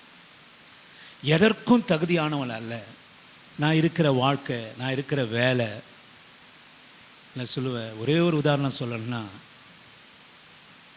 முதலாக நான் வேலைக்கு செய்கிற போது ஆஃபீஸருடைய எச்ச கிளாஸ் கழுவுறதுக்கு தான் நான் அலுவலகத்துக்கு போனேன். என்னுடைய ஆஃபீஸில் கிட்டத்தட்ட 75 பேர். எல்லாரும் யாருன்னா கூப்பிட்டு என்ன வேலை உள்ள, நான் அழுது இருக்கிறேன் உட்காந்து. ஒரு வேலை, ஒரு 4 பேருக்கு ஒரு வேலைன்னா பரவாயில்ல. வாலிப வயதில் ஆண்டவர் வேலையை கொடுத்தார். 78 பேருக்கு நீங்கள் திருப்திப்படுத்தணும். ஏதாவது ஒன்று செய்யலனா கூட நம்மளை ஒரு மாதிரி ஆக்கிடுவாங்க. இவங்க சொன்னாலும் செய்யணும், அவங்க சொன்னாலும் செய்யணும், இவங்கள சொன்னாலும் செய்யணும். நீங்கள் நம்புங்க, நான் அழுது இருக்கிறேன். எக்ஸாம் எழுதி பாஸ் பண்ணிட்டேன். அடுத்த அங்கேயே உட்காந்து வாசல்லையே உட்காந்து அட்டன் பண்ணிட்டு எக்ஸாம் எழுதி பாஸ் பண்ணிட்டேன். ஆனாலும் எனக்கு கிடைக்கல. 18 வருஷம் கழிச்சு தான் ஒரே ஒரு ப்ரொமோஷன் எனக்கு வந்தது. ஆனால் சாட்சியுள்ள வாழ்க்கை, அழுது இருக்கிறேன். ஆண்டவரே, இந்த இடத்துலேருந்து என்னை விடுவிச்சிருங்க ஒரே. ஆனால் சாட்சியை சொல்லுவேன் அநேகம் உண்டு. இன்னைக்கு வேலை ஸ்தலம், வேலை இல்லை, நம்ம அநேகர் சொல்கிறோம். வேலை துவக்கம் எப்படி இருந்தாலும், என்னுடைய முதல் துவக்கம் வேலை என்ன தெரியுங்களா? 12 வயசில் வீடு வீடாக கேஸ் போடுவதா என் வேலை. ஆமீன். 12 வயசில், 13 வயசில் மாடி வீடு வந்துச்சுன்னா அழுகையாக வந்துடும். ஏன்னா என்னால் சிலிண்டர் போட முடியாது.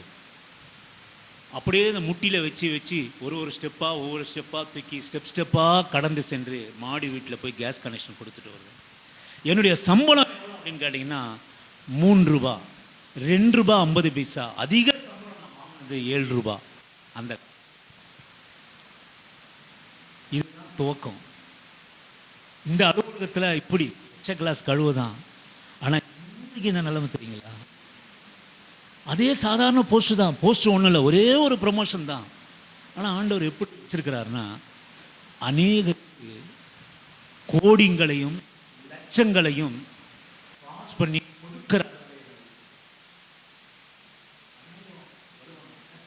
ஏங்கி நிற்கிற இப்போ வருவார். இது நடக்கும். இது எதனால உண்டாச்சு? நானும் இல்லை.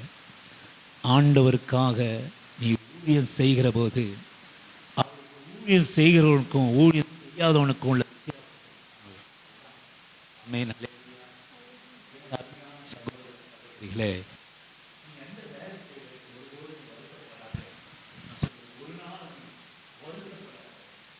உன் துவக்கம் அற்பமாக இருந்தாலும் முடிவு சம்பூர்ணமாக இருக்கும். ஆமென்.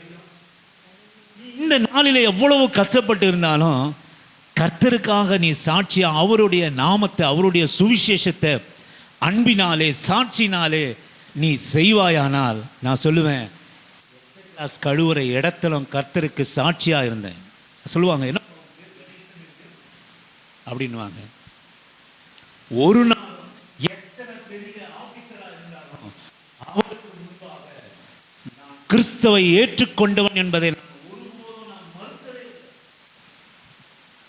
எங்க அலுவலகத்தில் மேல பிரேயர் நடக்கும். எல்லாரும் கிண்டல் பண்ணுவோம், அசிங்கப்படுத்துவோம். ஒரு நாளும் அந்த வேதத்தை கொண்டு போய் மேல் அறையிலே பிரார்த்தனை செய்வோம். முழுவதும் பிராமண கூட்டங்களும் நிறைந்த ஒரு அலுவலகம். ஆண்டவருக்காக நீ ஊழியம் செய்வதுன்னா இது மாத்திரம் அல்ல. உன் கிறிஸ்தவ வாழ்க்கையை, உன் வாழ்க்கையில, உன் உன்னுடைய வார்த்தையில, உன் குடும்பத்தில் ஒன்று சொல்லு. உன் கையின் பிரயாசம் இருக்கு பார்த்தீங்களா? 8000 சம்பளம், அதை வச்சு குடும்பம் ஒரு மாசம் ஃபுல்லா நடத்திட்டு ஒரு 100 ரூபாய் 31ஆம் தேதி உன் கையில் இருக்குதுன்னா நீ கிறிஸ்துவுக்காக ஊழியம் செய்யறதுன்னு அர்த்தம். ஆமென். அல்லேலூயா. ஆமென். நீங்க ஊழியம்னா வேற ஒன்றும் நினைச்சிடாதீங்க.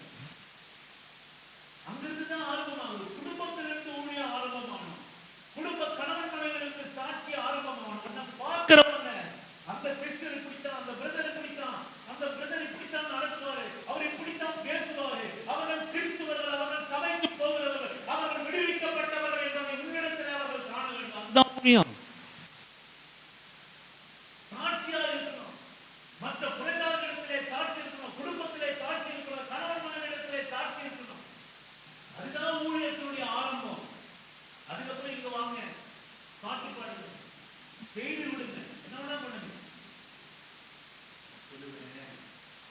கர்த்தருக்கு ஊழியம் செய்கிறவர்களையும் செய்ய நீ மனத்திலிருந்து ஊழியத்தை ஆரம்பிங்க. உங்க உங்க ஜபத்தினால நீங்க தாங்குறீங்களா? இல்ல உங்க மனைவிக்கு நீங்க ஊழியம் செய்ய முடியுமா? அவள் சோர்ந்து போய் ஆண்டவருடைய வார்த்தையினால திடப்படுத்தி, அப்பா ஒன்னும் ஆகாது, பயப்படாது, அப்பா பிதா நமக்காக இருக்கிறார், நான் உனக்காக ஜெபம் பண்றேன், உங்க மனைவி கை பிடிச்சி நீங்க ஜெபம் பண்ணியிருக்கிறியா? ஊழியம். நான் சின்ன வீட்டுல இருந்தேன், அப்போ நாங்க ஒரு தோட்டத்தில் இருந்தோம், ஜெபிக்க ஆரம்பிச்சோம். 12 நிறைய போட்டோம்னா உங்களுக்கு தெரியும், சத்தமோடு ஜெபம் பண்ண ஒரு நாள் காலையில ராவிலும் அது என்னவோ அடிச்சுதான் ஜெபம் பண்ணுவோம். அது சொல்லுவேன், ஒரே மூளையில ஜெபம் பண்ணும், நீங்க அநேக மூளையில ஆண்டவர் கொடுத்திருக்கிறார் செவிப்பதற்காக. அல்லேலூயா. நான் சொல்லுவேன், கர்த்தருக்கு ஊழியம் செய்வதற்கு செய்ய நான் பூரணப்பட்டவன் நீ நினைக்கிறாங்க. இவர் ரொம்ப பரிசுத்தராக்கணும், இவர் அப்படியே ஆகணும் அப்படின்னு நினைக்கிறாங்க. கொஞ்சம் உண்மையுள்ளவன் கர்த்தர் அநேகத்துல இருக்கிறார். ஆமே. நீங்க நினைக்கிறாங்க இவர் பேசுறது ரொம்ப எங்கேயோ இருக்கிறார், நம்ம எங்கேயோ இருக்கிறார், நீங்க நினைக்கிறாங்க. நீங்க என் பக்கத்துல தான் இருக்கீங்க, நான் உங்க பக்கத்துல தான் இருக்கேன். ஆமே. அல்லேலூயா. ஆமே. நான் பெரிய பரிசுத்தவன் ஆகணும், நீங்களாம் பரிசுத்த குறைச்சலாகணும் நான் சொல்லல. ஆமே. அல்லேலூயா. தேவனுக்கு ஊழியம் செய்கிறவர்களுக்கு ஊழியம் செய்யாதவர்களுக்கு வித்தியாசம். குடும்பத்தை ஊழியத்தை காட்டணும். முதல்ல உன் மனைவி கிட்ட பிள்ளை கிட்ட ஊழியத்தை காட்டணும்.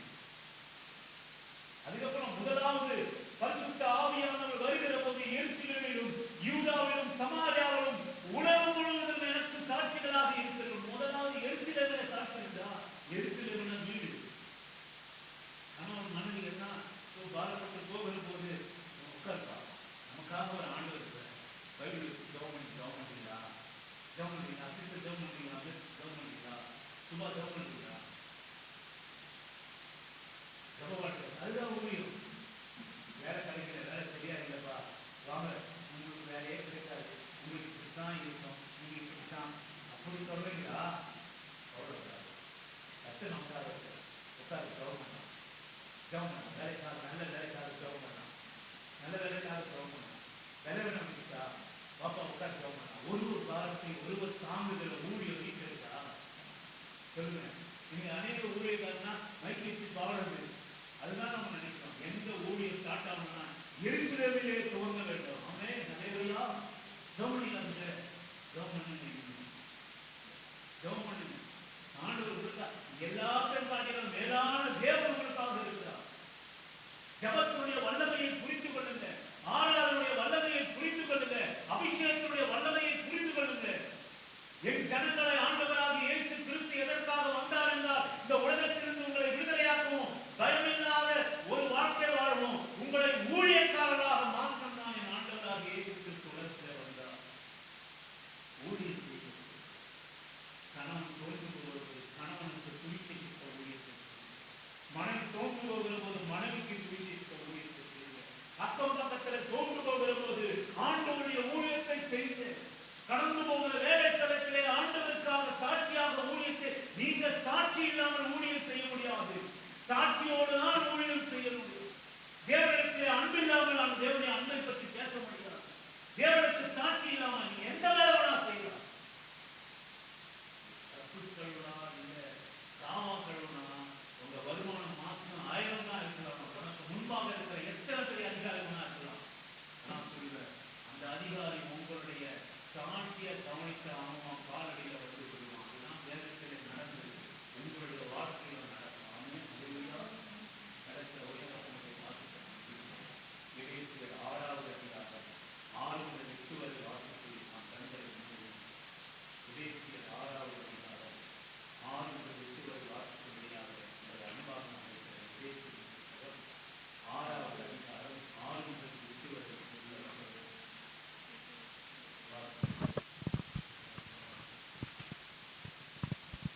மனுஷருக்கு பிரியமாய் இருக்க விரும்புகிறவர்களாக பார்வைக்கு ஊழியம் செய்யாமல்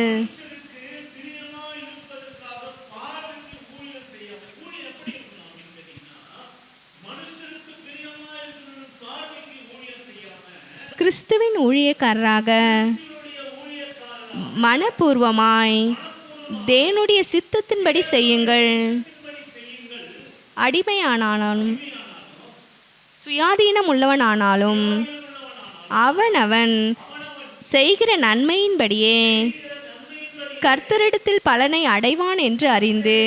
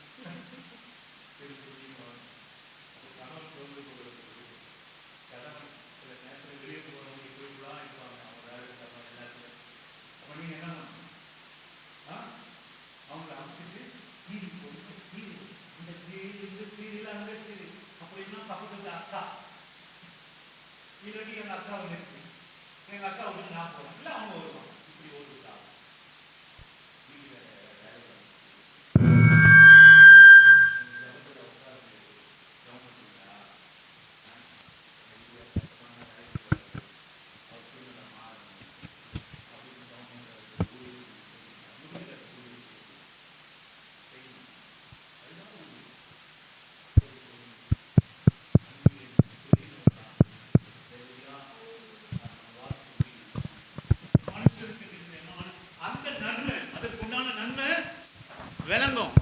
அதற்குண்டான நன்மையை ஆண்டவர் தர வல்லவராக இருக்கிறார். மனுஷுக்கென்று ஊழிய செய்ய கர்த்தருக்கு நல்மனதோடு ஊழியம் செய்யுங்க. நல்ல மனசாட்சியோட நல் மனதோடு கூட நீங்கள் ஊழியம் செய்யுங்க. ஆண்டவராக இயேசு கிறிஸ்து எதற்கு வந்தார் இந்த நாளிலே உங்களிடத்துல சொல்லுங்க. அடுத்தது நீங்கள் மட்டும் சொல்லாதீங்க, வேற என்ன சொல்லுங்க. சுடுதண்ணி என்னம்மா சொல்லுங்க. ஆண்டவராக இயேசு கிறிஸ்து எதற்காக உங்களிடத்திலே வந்தார் சொல்லுங்க. சொல்லுங்க ஏஞ்சல் சொல்லுங்க. விடுதலையா எதுக்காக வந்தார்? 1 மணி நேரமா நீங்கள் நினைப்பீங்க, 1 மணி நேரமாக இருந்தாலும் பேசிட்டு இருக்கலாம் அப்படின்னு நினைப்பீங்க. என்ன பேசுனேன் அது சொல்லுங்கள். ஆண்டவர் என்ன பேசினார்? விடுதலையாக்க வந்தார். எதிலிருந்து? உங்கள் கிட்டேருந்து முதல்ல நீங்கள் விடுதலை ஆகணும். உங்கள் சுபாவத்திலிருந்து விடுதலை ஆங்க. 2வது காரியம்,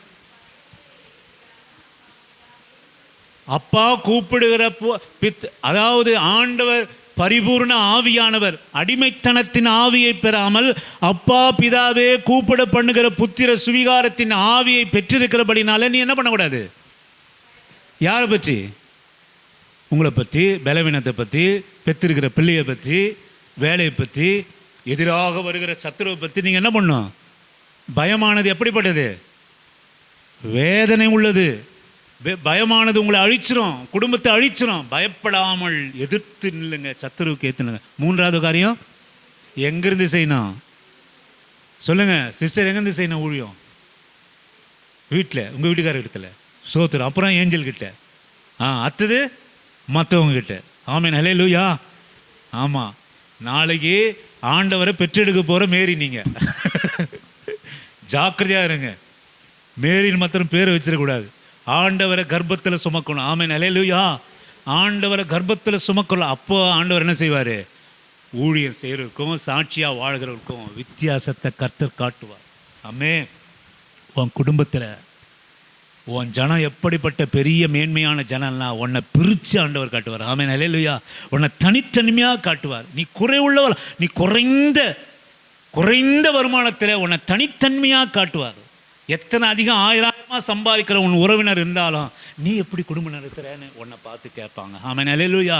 அப்படிப்பட்ட ஊழியம் செய்கிறவருக்கும் வித்தியாசத்தை நீ காண்பா மகளே. மறுபடியும் எனக்கு இந்த வசனத்தை விட்டு போகிற மனசு இல்லை. கர்த்தருக்காக ஊழியம் செய்கிறவர்களுக்கும் சாட்சியாக வாழறவருக்கும் அன்பை நேசிக்கிறவர்களுக்கும் வித்தியாசம் ஒன்று இருக்குது. அவர்கள் செய்கிற நன்மைகளுக்கு தகுந்த பலனை கர்த்தர் தருவார். ஆமென். அல்லேலூயா. கண்களை மூடி ஆண்டவர் நம்மை விடுவிக்கும்படியாய் பயத்தை எடுத்து போடும்படியாய் கர்த்தருக்கு ஏதாவது செஞ்சுன்னா, ஆண்டவரே ஏதாவது செய்யணப்பா.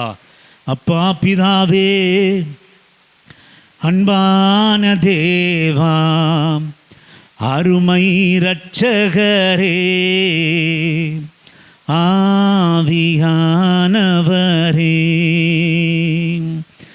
என்னப்பா பிதாவே, அன்பான தேவா, அருமை இரட்சகரே,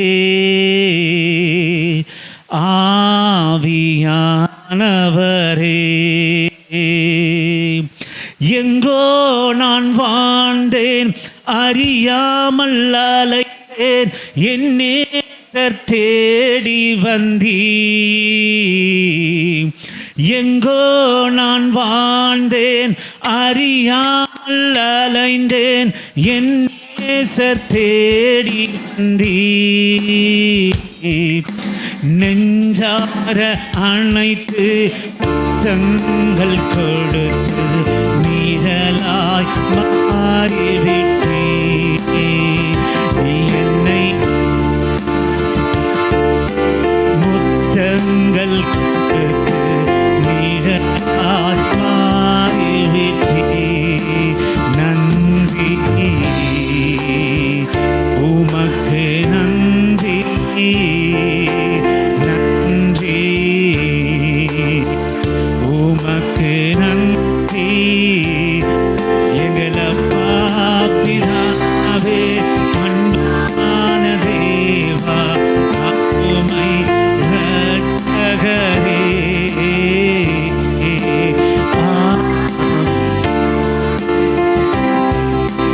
ஒன்றே நான் கேட்டேன், அதையே நான் தேடி ஆர்வமாய் ஓடுகிறேன். ஒன்றே நான் கேட்டேன், அதையே நான் நாடி ஆர்வமாய் ஓடுகிறேன். உயிரோடு வாழும் நாட்களெல்லாம் உமக்காக வாழ்ந்திடுவேன். நான் உயிரோடு வாழும் நாட்களெல்லாம் உம் பணி செய்திடுவேன். எங்கள் அப்பா பிதாவே, அன்பான தேவா, உம்மை இரட்சகரே, எங்கள் ஆவி, எங்கள் அப்பா பிதாவே, அன்பான தேவா, உம்மை இரட்சகரே, எங்கள்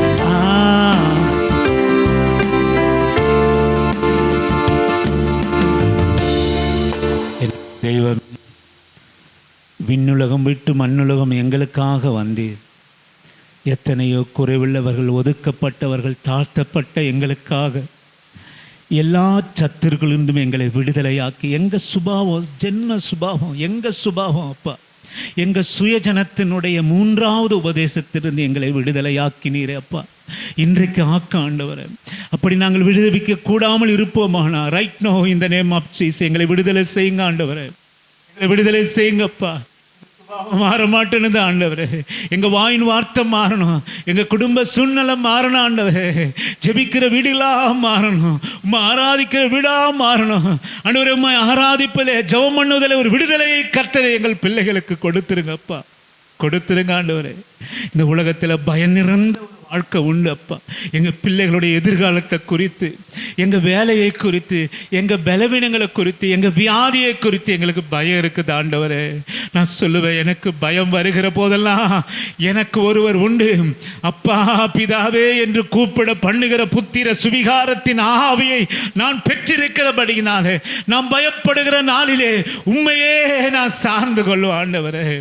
உம்மை போல விடுவிக்கிற ஒரு தெய்வம் இல்லப்பா. மூன்றாவதாக, உமக்காக நான் சாட்சியாக வாழ்வேன், உமக்காக ஊழியம் செய்வேன் ஆண்டவரே. என் வீட்டிலப்பா, கணவன் மனைவி இடத்துல, என் பிள்ளைகளிடத்துலப்பா, அக்கம் பக்கத்தில், வேலை ஸ்தலத்தில் உங்கள் சாட்சி நான் அழகில்லாமல் இருக்கலாம், ஆஸ்தி இல்லாமல் இருக்கலாம், அந்தஸ்து இல்லாமல் இருக்கலாம், குறைந்த வேலை உள்ளவனாக இருக்கலாம். ஆனால் என் தேவன் அவருடைய ஆவி எனக்குள்ளா இருக்கிறபடியினாலே ஆண்டவரே என்னை உயர்த்துவீர். ஊழியம் செய்கிறவனுக்கும் செய்யாதவனுக்கும் உள்ள வித்தியாசத்தை என்னை சுற்றி நிற்கிறவர்கள் காண்பார்கள், என்னை அவமானப்படுத்தினவர்கள் காண்பார்கள், என்னை நிந்தப்படுத்தினவர்கள் காண்பார்கள் ஆண்டவரே. இதுவரைக்கும் நீங்கள் அப்படி செய்கிறீங்கப்பா. எங்கோ நான் வாழ்ந்தேன், அறியாமல் அலைந்தேன், என் நேசர் எங்களை தேடி வந்தீரப்பா. அப்பா பிதாவே என்ற கூப்பிட பண்ணுகிற புத்திர சுவிகாரத்தின் ஆவியை கொடுத்திருக்கிறீங்களே அப்பா. நடுத்தருவில் நின்றோம் அப்பா, சாப்பிட எதுவும் இல்லாமல் நின்றோம் அப்பா, வேலை சரியில்லாமல் இருந்தோம், எல்லாவித இக்கட்டுக்களிலிருந்து எங்களை காப்பாற்றி இம்மட்டும் எங்களை சாட்சியாக நடத்துகிறீரே அப்பா. அப்படியே இந்த பிள்ளைகளோ விடுதலைக்கப்பட்டவர்களாக, பயப்படாதவர்களாக ஆண்டவரை உமக்காக சாட்சியாய் ஊழியம் செய்கிறவர்களாக இவர்களை மாற்றும். எல்லா துதிகன மகிமை எங்களுடைய வாழ்க்கையிலே ஒருவருக்கே உண்டாகட்டும், எங்களுக்காக வந்த இரட்சகருக்கே உண்டாகட்டும், எங்கள் வெளிச்சமான இயேசு மகாராஜாவுக்கே உண்டாகட்டும். நான் பயப்படேன் ஆண்டவர், என் வெளிச்சமும் என் ரட்சனும் கும்புமா இருக்கிறபடினாலே உம்மை துதிப்பேன், உம்மை போற்றுகிறேன். ஆசீர்வாதியம் வந்த ஒவ்வொரு பிள்ளைகளையும் ஆசீர்வதிங்கப்பா. கை குழந்தையாக இருக்கிற பிள்ளைகளை ஆசீர்வதிங்க, நடக்கிற பிள்ளைகளை ஆசீர்வதிங்க, கர்ப்பத்தில் இருக்கிற பிள்ளைகளை ஆசீர்வதிங்க ஆண்டவரே. வியாதிகள் இருக்குமானால் உம்முடைய அப்பா பிதாவே என்று கூப்பிட்டு ஆண்டவரே பலத்தை பெற்றுக்கொள்ளவர்களாக மாற்ற ஆண்டவரே. எங்கள் வாழ்க்கையை நாங்கள் அது பரிபூர்ணமும் சந்தோஷமும் விடுவிக்கப்பட்ட ஒரு வாழ்க்கை. அதற்காகத்தான் இந்த உலகத்தில் நீங்கள் பிரவேசித்தீங்க, எங்கள் குடும்பத்தில் நீங்கள் பிரவேசித்தீங்க, எங்கள் ஜாதியிலே நீங்கள் பிரவேசித்தீங்க, எனக்குள்ளாய் நீ வாழ்க்கையிலே எல்லா துதி கன மகிமை உங்கள் ஒருவருக்கே உண்டாகட்டும். இயேசு கிறிஸ்துவினுடைய இன்ப நாமத்தில் ஜெபிக்கிறேன் என் நல்ல பிதாவே, ஆமேன். ஹல்லேலூயா, ஆமேன். என் ஆத்துமாவே கர்த்தரை ஸ்தோத்திரி, என் முழு உள்ளமே அவருடைய பரிசுத்த நாமத்தை ஸ்தோத்திரி. என் ஆத்துமாவே கர்த்தரை ஸ்தோத்திரி. கர்த்தர் செய்த சகல உபகாரங்களும் மறவாமல் நீதியின் வழி நடந்து நியாயம் செய்து இரக்கத்தை சிநேகித்து மனத்தாழ்மையோடு உங்கள் பாதம் அமர்ந்திருக்க கர்த்தர் கிருபை செய்யும். பிதாவாகிய தேவனாலும் ஆண்டவராகிய இயேசு கிறிஸ்துவினாலும் பரிசுத்த ஆவியினாலும் இரக்கமும் கிருபையும் சந்தோஷமும் சமாதானமும் பரிசுத்தமும் நம்முடைய குடும்பங்களிலே விளங்குவதாக. ஆமேன். ஹல்லேலூயா. கர்த்தர் உங்களை ஆசீர்வதிப்பார். ஆண்டவருடைய கரம் உங்களை செய்து பயமில்லாமல் அவருடைய ஊழியக்காரர்களாக நம்மை மாற்றட்டும். ஆமேன்.